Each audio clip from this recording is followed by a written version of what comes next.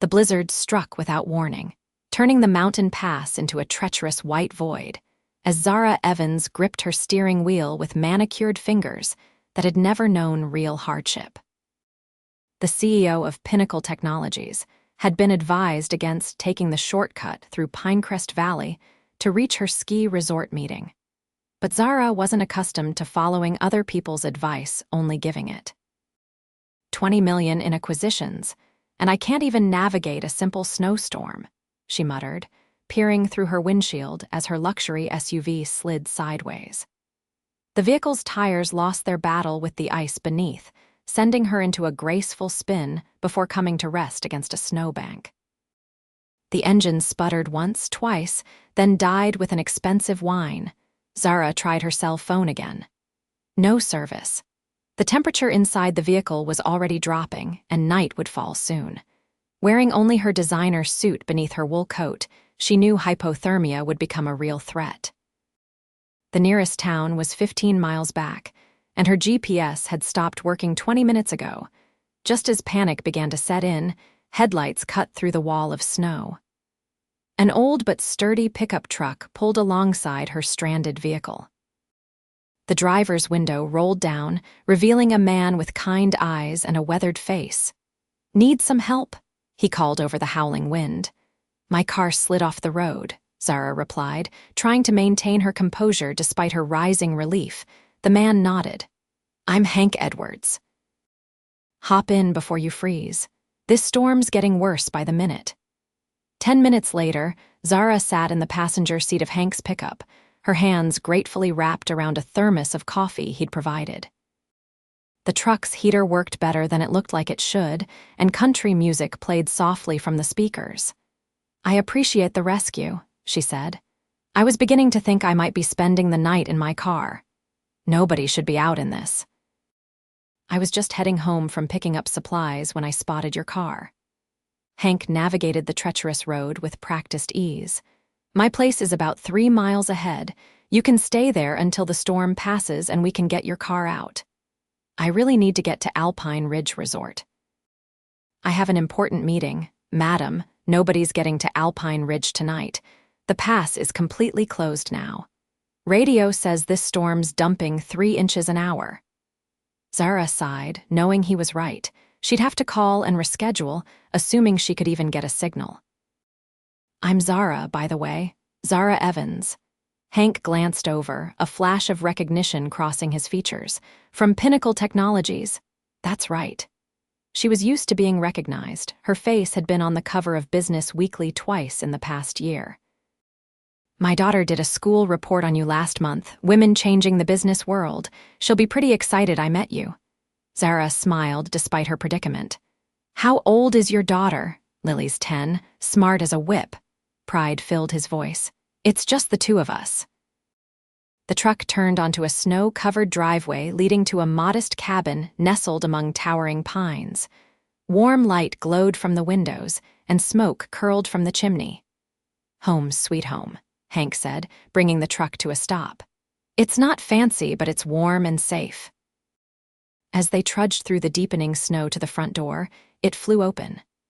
A young girl with her father's eyes and long brown hair tied back in a ponytail stood in the doorway. "Dad, you're late. I was getting worried." The girl stopped mid-sentence, her eyes widening at the sight of Zara. "Lily, this is Miss Evans. Her car got stuck in the storm. She'll be staying with us tonight." Lily's jaw dropped. "Zara Evans? The Zara Evans? Dad, she's the lady from my report." Despite her exhaustion and frustration at the derailed plans, Zara couldn't help but smile at the girl's enthusiasm. "It's nice to meet you, Lily." The cabin was small but surprisingly cozy. A living room with well-worn furniture faced a stone fireplace where a fire crackled cheerfully. The kitchen was tiny but spotlessly clean, and the enticing smell of something homemade filled the air. "I made chili, Dad," Lily announced proudly. "There's plenty for Miss Evans, too." "That sounds wonderful," Zara said, realizing suddenly how hungry she was. "Let me get you something dry to wear," Hank offered, eyeing her soaked designer clothes. "They'll be a bit big, but they'll be warm." 20 minutes later, Zara sat at the Edwards kitchen table wearing a flannel shirt and sweatpants that engulfed her slender frame, her feet warm in thick wool socks. The chili was delicious, hearty with beans and beef, and the cornbread served alongside was homemade. "This is excellent, Lily," she said sincerely. "You're quite the chef," the girl beamed. "Dad taught me. He says everyone should know how to cook." "Your dad is right." Zara glanced at Hank, who was focused on his meal. There was something compelling about him, a quiet confidence that didn't need to announce itself. After dinner, Zara helped clear the dishes despite Hank's protests.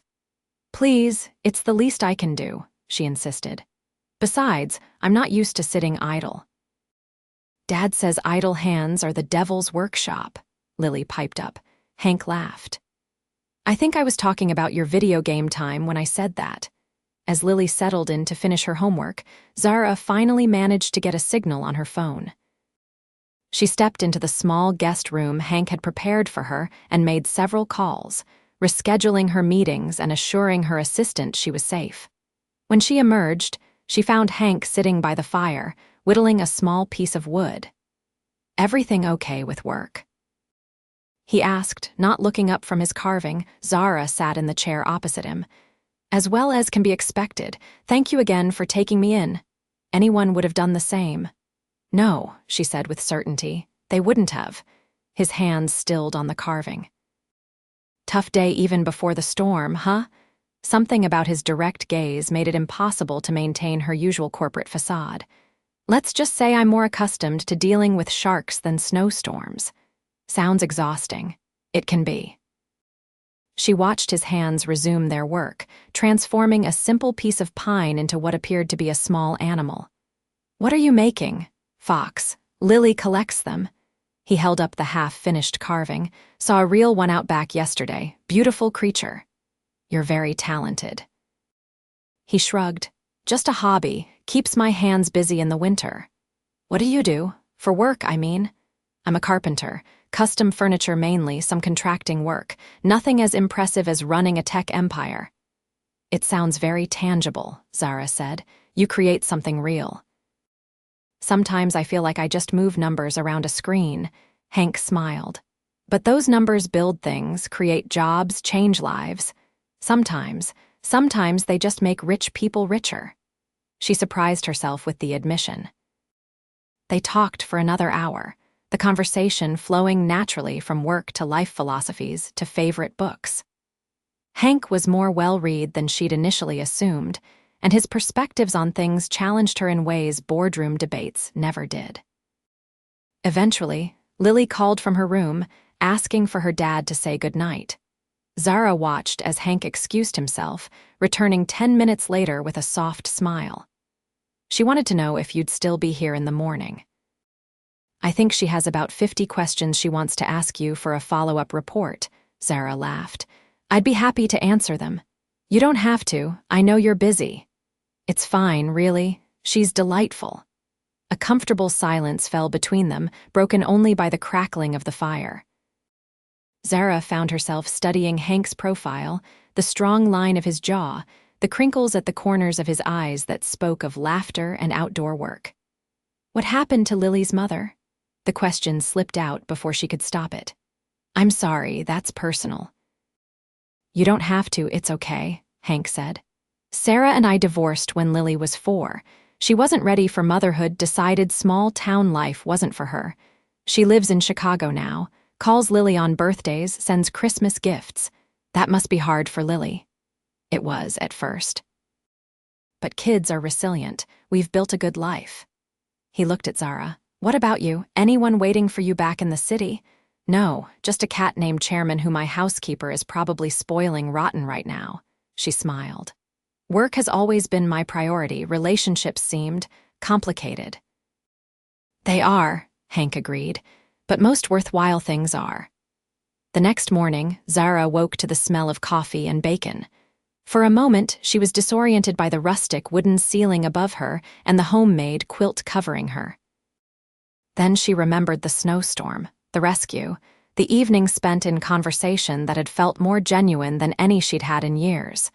She found Hank and Lily in the kitchen, making breakfast together with the easy coordination of a long-established routine. "Good morning," Lily chirped. "Dad made his famous pancakes. They're just regular pancakes," Hank corrected with a smile, "but I do add a secret ingredient. Cinnamon," Lily Stage whispered to Zara. "It's not really a secret." Breakfast was delicious, and afterward, Lily did indeed have a list of questions for Zara about running a business. Zara found herself enjoying the girls' curiosity and insightful questions. "The storm's easing up," Hank announced after checking outside. "Road crews should have the main roads cleared by noon. We can check on your car then." "I should call a tow service," Zara said, reaching for her phone. "No need. My buddy Marco runs the local garage. I already called him. He'll meet us there and pull your car out." "Might need some work before it's drivable, though." True to his word, by early afternoon they were at Zara's SUV. The vehicle had suffered some damage in the slide off the road, a cracked axle that would take several days to repair. "I can have a car sent from Denver," Zara said, already typing on her phone. "In this weather, the passes are still dicey," Marco warned. "Might be better to wait it out a couple days." Zara hesitated, torn between her responsibilities in the city and the unexpected pull she felt toward staying longer. "I suppose I could work remotely for a few days." "You're welcome to stay with us," Hank offered, then quickly added, "or there's the Pinecrest Inn in town if you'd prefer." "Dad, she has to stay with us," Lily insisted. "I still have more questions, and you promised to show her your workshop." Hank gave Zara an apologetic look. "No pressure. The inn is actually very nice." Something about the warmth in his eyes made her decision easy. "I'd love to stay with you both, if it's truly not an imposition." Over the next 3 days, Zara fell into the rhythm of life with Hank and Lily. During the day while Lily was at school, she worked on her laptop at Hank's kitchen table, taking video calls and managing her company remotely. But instead of the usual 14-hour workdays, she found herself closing her computer when Lily came home, joining them for activities she'd never have made time for in her normal life. Hank showed her his workshop, a converted barn behind the cabin where he created stunning furniture from local woods. His latest piece was a dining table commissioned by a restaurant in Aspen, the surface inlaid with a mountain scene that took her breath away. "This is incredible," she said, running her fingers over the smooth surface. "You should be charging 3 times what you quoted them," he shrugged. "Maybe, but I like knowing regular folks can afford my work too. But you're undervaluing your skill. This is art, Hank. I do all right. We have what we need." But Zara noticed things around the cabin, the roof that needed repair, Lily's winter coat that was a size too small, the ancient truck that Hank nursed along with constant maintenance. Pride kept him from admitting how tight things really were, especially in winter when construction jobs were scarce. On her 3rd night, after Lily had gone to bed, Zara found Hank at the kitchen table, frowning over bills. "Problem?" she asked, pouring them both a cup of the herbal tea he favored in the evenings. He quickly gathered the papers. "Just the usual end-of-month juggling act." Zara sat across from him. "Can I ask you something personal?" "Seems fair. You've answered about 100 of Lily's personal questions." "Why do you stay here? With your talent, you could work anywhere, make a much better living in Denver or even Aspen." Hank was quiet for a moment. "This was my parents' place. Dad built it himself. When they died, I promised I'd keep it in the family, give Lily the same kind of childhood I had." He looked out the window at the snow-covered mountains. "Besides, those places, they're not me. I tried city living when I was younger, felt like I couldn't breathe." "I understand that," Zara said softly. "Sometimes I wonder what it would be like to just stop. The constant meetings, flights, decisions affecting thousands of people. It never ends." "But you've built something remarkable," Hank said. "Lily's research said your company created that software that helps diagnose rare diseases." "That was one of our subsidiaries, but yes, we did. See. That matters. That's changing lives." Their eyes met across the table, and Zara felt a connection that went beyond attraction. Here was someone who saw her, not the CEO, not the power suit and boardroom persona, but her. On the morning of the fourth day, Marco called to say her SUV was repaired. Zara felt an unexpected pang of disappointment. "I guess I'll be heading out tomorrow," she told Hank and Lily over dinner. "But you just got here," Lily protested. "Lily," Hank said gently, "Miss Evans has important work to get back to." "It's Zara, please," she corrected, meeting his eyes. "And yes, I do need to get back, but I've enjoyed my time here more than I can say." After Lily went to bed, Zara and Hank sat by the fire as had become their custom. The atmosphere between them felt charged, both aware their time together was ending. "I had an idea I wanted to run by you," Zara said carefully. "It's about your furniture." "What about it?" "My company is renovating our headquarters. We're looking for sustainable, artisan-crafted furnishings. Would you be interested in submitting a proposal?" Hank's expression grew guarded. "Is this a pity contract?" "Absolutely not," Zara said firmly. "I've seen your work. It's exceptional. This is me recognizing quality and wanting it for my company. The fact that I like you has nothing to do with it." She paused. "Well, maybe it got your foot in the door, but the work will speak for itself." He considered this. "I'd need to hire help. It would be a big job. You'd be well compensated, and it could lead to more corporate commissions." "I'll think about it," he promised. They sat in silence for a while, watching the flames dance in the fireplace. "What happens after you leave?" Hank finally asked, his voice low. Zara looked at him. "What do you want to happen?" "I'm not sure it matters what I want. We live in different worlds, Zara." "Do we?" She moved to sit beside him on the couch. "I've been happier these past few days than I can remember being in years." "It's the mountain air," he joked, but his eyes were serious. "No, it's you and Lily, this place." She gestured around them. "The life you've built here." His hand found hers, warm and calloused against her smoother skin. "I'm just a small-town carpenter with a lot of responsibilities. And I'm just a workaholic who forgot how to live outside the office." She squeezed his hand. "Maybe we both have something to learn from each other." When Hank kissed her, it felt like the most natural thing in the world. His lips were gentle but confident, his hand coming up to cup her face with surprising tenderness. The next morning, Zara packed her things with mixed emotions. She had responsibilities, a company to run, but the thought of returning to her sterile penthouse apartment felt hollow after the warmth of the cabin. Lily gave her a tight hug before leaving for school. "You'll come back, right? You promised to help with my science project next month." Zara met Hank's eyes over his daughter's head. "I did promise, didn't I?" After Lily left for school, Hank drove Zara to Marco's garage to pick up her SUV. "I've been thinking about your proposal," he said as they neared town. "For the furniture contract, I'd like to submit a bid." Zara smiled. "I'm glad. But I want to be clear it needs to be strictly business, no special treatment." "Understood, though I should warn you I can be a demanding client," he smiled. "Somehow that doesn't surprise me." At the garage, they stood beside her repaired vehicle, neither quite ready to say goodbye.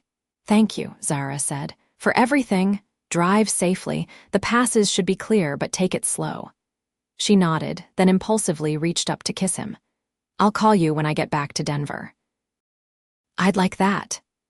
As Zara drove away, watching Hank grow smaller in her rearview mirror, she felt not like she was returning to real life, but like she was leaving it behind. The next month passed in a whirlwind of activity. Hank submitted his furniture proposal and won the contract fairly, his designs impressing even Zara's most skeptical board members. Zara made the 3-hour drive to Pinecrest every weekend, helping Lily with her science project and spending evenings with Hank. Their relationship deepened, despite the distance.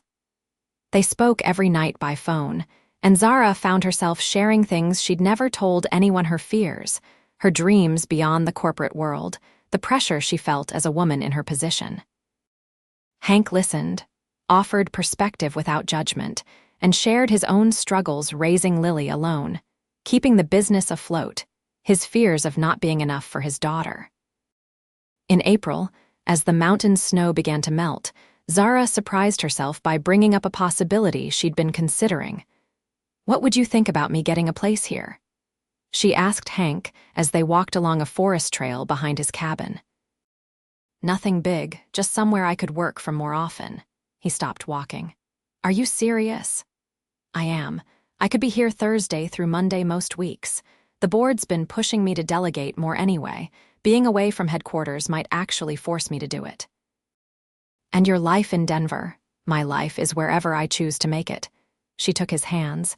"These past months being here with you and Lily, it's shown me what I've been missing. I don't want to miss it anymore." Hank pulled her close.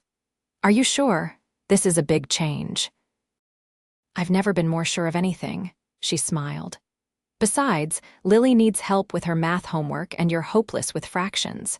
He laughed, then grew serious.